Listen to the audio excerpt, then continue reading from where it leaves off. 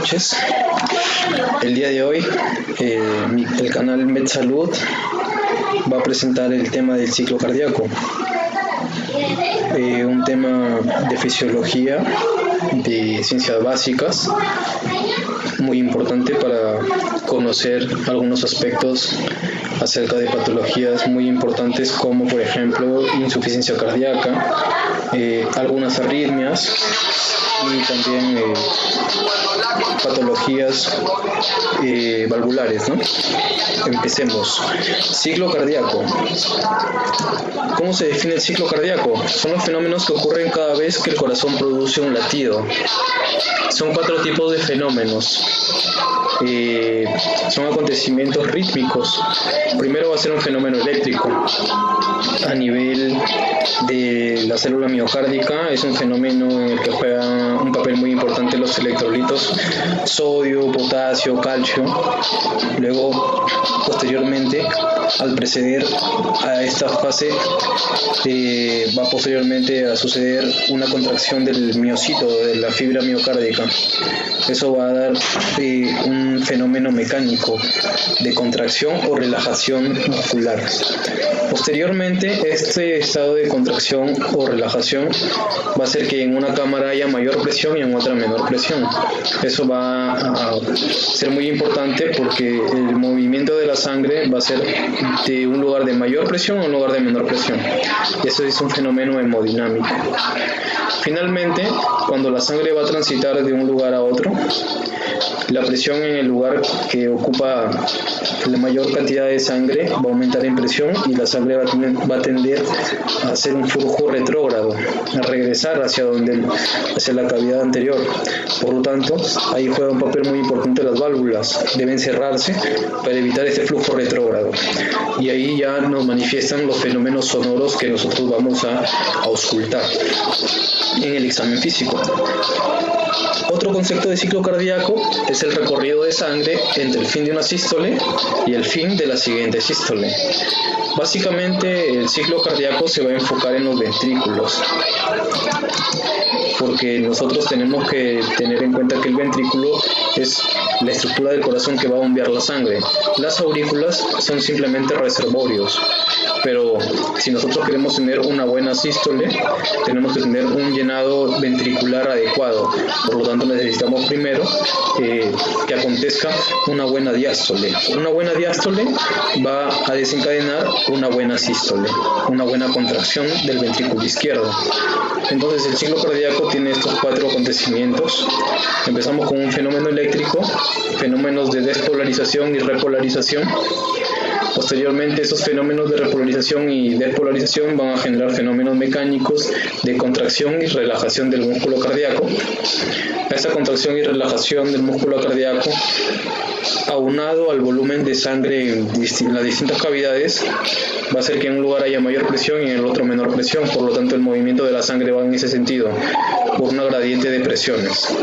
Entonces, el movimiento de sangre ya sería un fenómeno hemodinámico, y como lo mencioné, la sangre cuando pasa a una cámara aumenta en volumen y aumenta en presión. Entonces la sangre tiende a regresar a la cavidad anterior, a la cavidad en la cual vertió la sangre. Para eso se tienen que cerrar las válvulas, ya sea aurículo-ventriculares o sigmoideas, lo cual lo vamos a notar nosotros con los sonidos que vamos a escuchar durante la inspección, durante el examen físico, ¿no?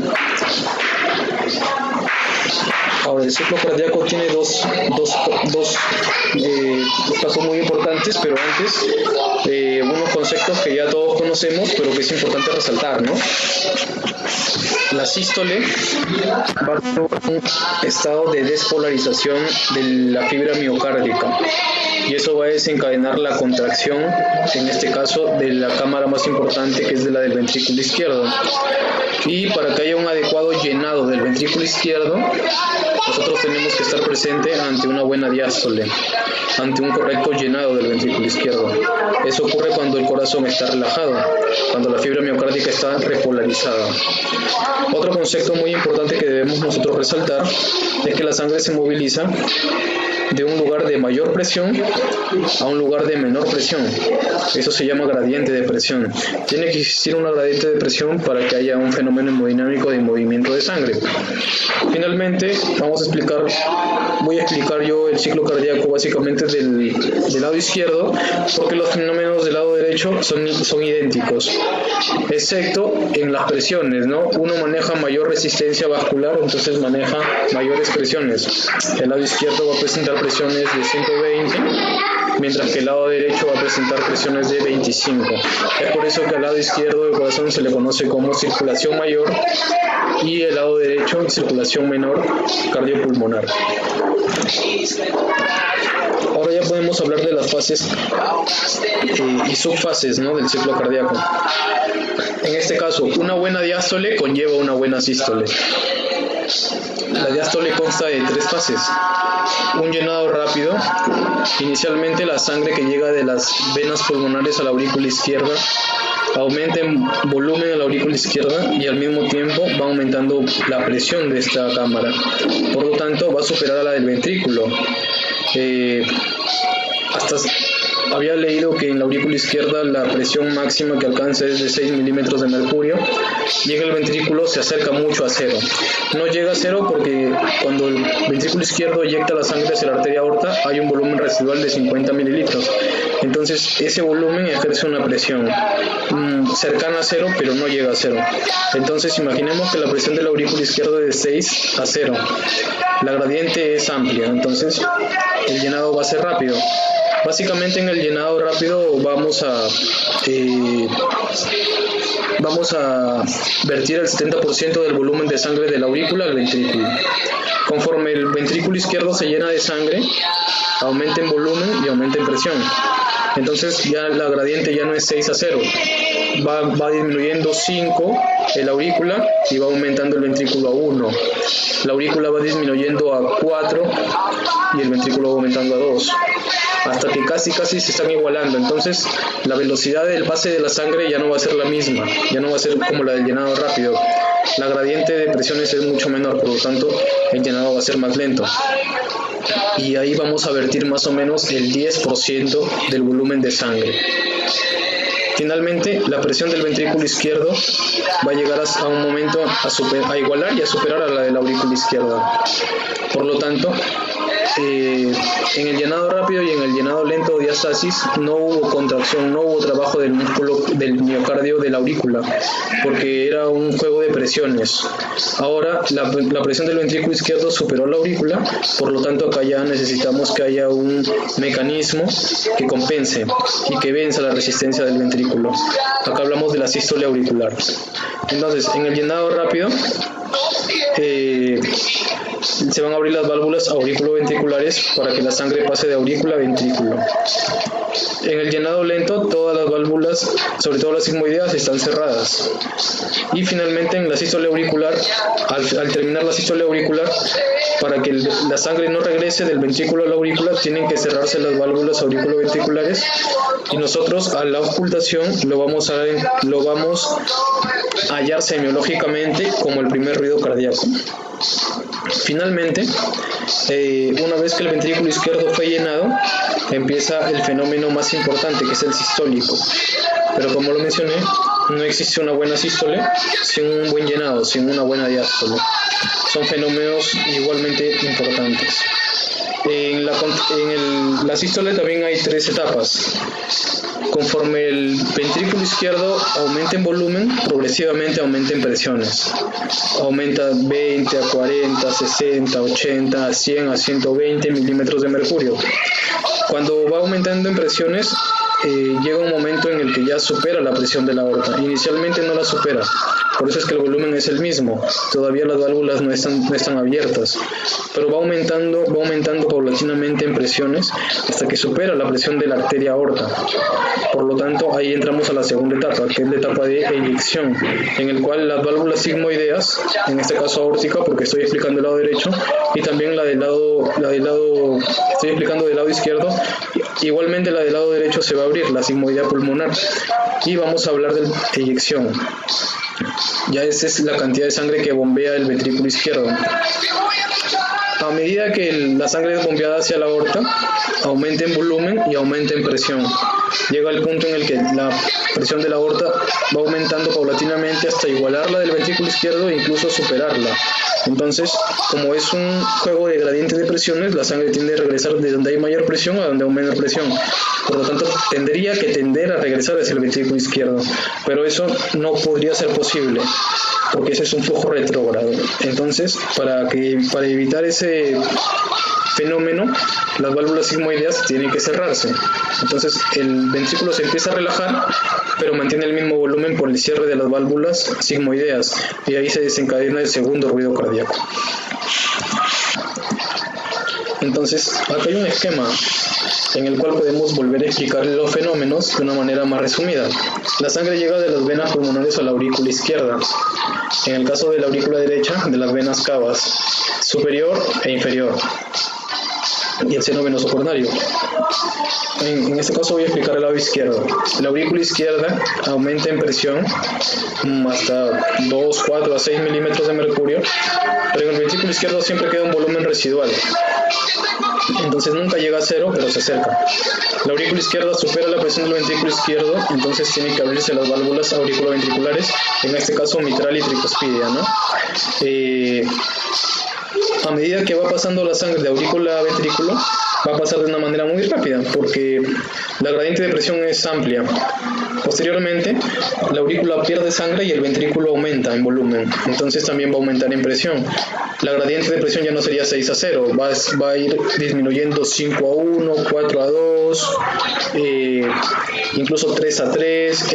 Entonces la velocidad por la que va a pasar la sangre al ventrículo no va a ser la misma, porque la gradiente se va acortando. Entonces ahí hablamos del llenado lento, en la cual va a vertir un 10% del volumen de sangre de la aurícula izquierda. Finalmente, ya cuando el ventrículo izquierdo supera en presión a la aurícula izquierda, hay un mecanismo dependiente de energía, que es la sístole auricular o contracción auricular. El ventrículo izquierdo, al final de la diástole, tiene un volumen de 120 mililitros.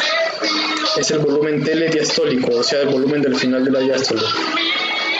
En ese momento el ventrículo izquierdo empieza a aumentar en presiones. Va aumentando 20, 40, 60, 80, 100. Llega al punto en el que ya va superando a la presión de la aorta. Antes de que lo supere es la contracción isovolumétrica. Las paredes se van contrayendo, pero todavía no vence la presión de la aorta, o sea, tiene el mismo volumen, ¿no?, del final de la diástole. Contracción isovolumétrica. Cuando ya vence la presión de la aorta, las válvulas sigmoideas en ambos lados se abren, tanto la aórtica como la pulmonar, y se da el fenómeno de eyección. El volumen del diastólico, como lo mencioné, es aproximadamente de 120 mililitros, y el volumen de eyección, que es la segunda fase de la sístole, es aproximadamente de 70 mililitros. Entonces la relación de estos 70 mililitros con estos 120 mililitros es lo que conocemos como fracción de eyección del ventrículo izquierdo, que aproximadamente es de 50-60%. Y el volumen residual es de 50 mililitros. Si restamos 120 menos 70, quedarían 50 mililitros en el ventrículo izquierdo. Ese es el volumen telesistólico. Y bueno, el cierre de las válvulas, tanto aurículo-ventricular como sigmoideas, desencadenan el primer y segundo ruido respectivamente. Y lo que mencioné, el volumen telediastólico es de 120 mililitros. El volumen de eyección es de 70 mililitros, por lo tanto el volumen al final de la sístole es de 50, ¿no? Lo que queda, el volumen residual. Y la relación de esos 70 mililitros que bombea el ventrículo izquierdo con los 120 mililitros que llegan a esta cámara es lo que se conoce como FEVI, ¿no?, fracción de eyección del ventrículo izquierdo, que nos sirve o es un marcador muy importante de patologías como la insuficiencia cardíaca, en el cual se ve comprometido si es que hay un infarto que compromete arterias que irrigan esta cámara, como la descendente anterior, que es la más frecuente afectada, ¿no?, que es motivo de otra exposición. En este caso, nosotros tenemos estos valores que son los valores normales, ¿no?, los valores estándares. Bueno, el tercer ruido cardíaco no lo he colocado, pero el tercer ruido cardíaco se va a dar durante el llenado rápido, o sea, durante la diástole, la protodiástole, que es la primera fase de la diástole, que es el llenado rápido. Y el cuarto ruido es un ruido patológico. Se da al final de la diástole en la contracción auricular, pero cuando hay una patología en la cual el ventrículo izquierdo se encuentra rígido, por ejemplo, patologías infiltrativas como la amiloidosis o sarcoidosis, que evitan que el ventrículo izquierdo se relaje correctamente. Ese es un ruido patológico, el cuarto ruido, ¿no?, en la sístole auricular. Espero que la exposición les haya aclarado este tema, que es un tema muy interesante y también nos permite explicar algunas patologías y conocer algo de la anatomía de este órgano muy importante como es el corazón. Muchísimas gracias por su atención.